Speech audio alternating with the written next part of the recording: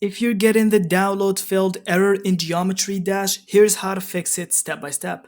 First, check your internet connection. Geometry Dash relies on stable access to its servers to download levels, songs, and assets. Switch between Wi-Fi and mobile data or restart your router to rule out connection issues. If you're logged out or the login session expired, downloads can fail. Go to Settings and then Account, then Log Out, then log back in and try again.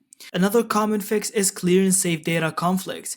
Go to Settings and then Account and then More, then select the refresh login. After that, restart the game and try downloading the level again.